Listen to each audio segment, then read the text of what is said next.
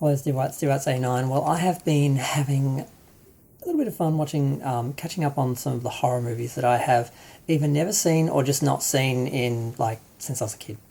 And I've been doing a lot of the anthology movies. I actually sat down and watched Creepshow 1 and 2, which I shall do a little review of because I really loved them. I did see them on video when I was a kid, but then I hadn't watched them again, I don't think ever. The first one, and I always get them confused, I always think as the first one as, sorry, the second one as the first one because I saw the second one first. So I think of those stories whenever I think of Creepshow, but it's actually not the first one. The first Creepshow starts off with Father's Day, and that's the story of a daughter who killed her father and he comes back for revenge. There's an interesting one where Ted Danson cheats on with Leslie Nielsen's wife, and he buries him and the wife up to their necks in the sand and kills them. And then they come back and kill him. There's the Stephen King starring the lonely death of I've forgotten his name. Basically, a farmer out in the sticks sees a meteorite, touches it, and then suddenly green moss-like things grow all over him, and eventually turns into some sort of half plant creature and kills himself. We have what are the other stories? They're all blurring together. I've watched quite a few of these now. Unfortunately, there were 4 stories. Went for 2 hours, but one of the stories, the last one, was the least interesting one. It was one where I think I'm getting confused with another one. Oh my.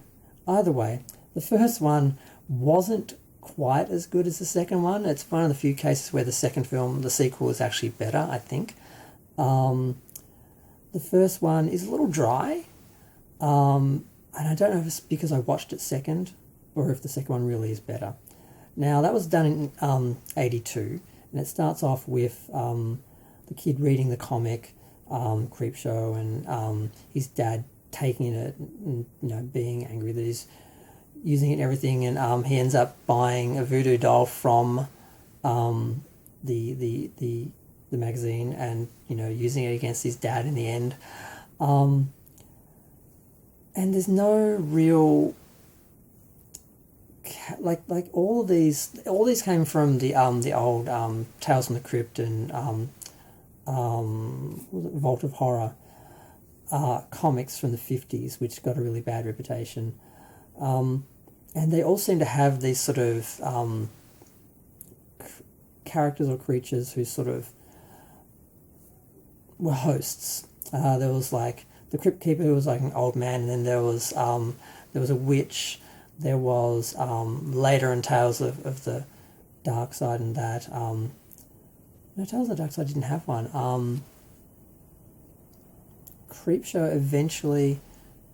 No, I think I'm thinking of Tales of the Crypt. Tales of the Crypt had the Crypt Keeper, and he turned into some sort of cackling skeleton, which is sort of how the ghoul in Creepshow kind of looked. It's all very confusing because they're all coming from the same sources, and it's very easy to get them confused when you're watching them when you're younger, and I sort of thought they were a lot more related than they were, but they are very related in so much as they're basically all based on the same comics back in the day. But they are all separate entities and franchises. But the second one is my more favourite one.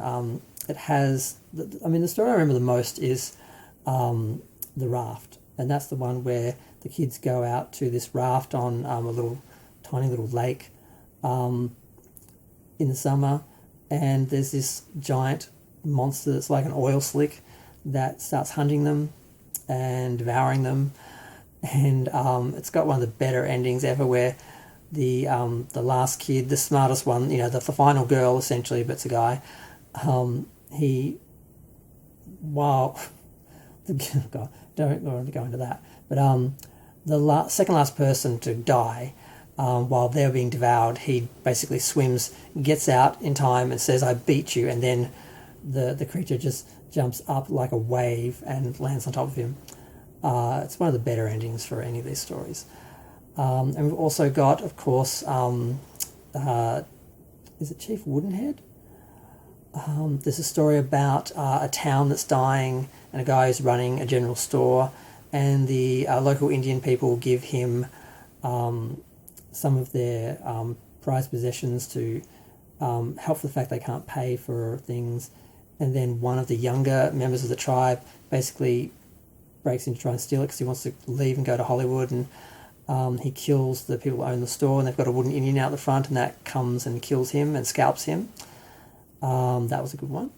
Then there's the one where the lady runs over a guy who's hitchhiking, and then he keeps coming back and eventually killing her. And that's very weird to watch that one when you look at race relations today. And you sort of think about how things were in the 80s and how we were more racist but we were less conscious of it. But it's really weird to see how to do a modern reading of some older sort of shows and that, and movies and that. But the second one, I still love the second one. And the second one had more of a character, as in there was like a almost like a Crypt Keeper character. But at the same time, we also saw this other character that was like handing out the magazines, the comics, and he was played by the makeup guy Tom Savini, and I'm a bit confused again by like, who is this guy supposed to be? Who is the one in the cartoons?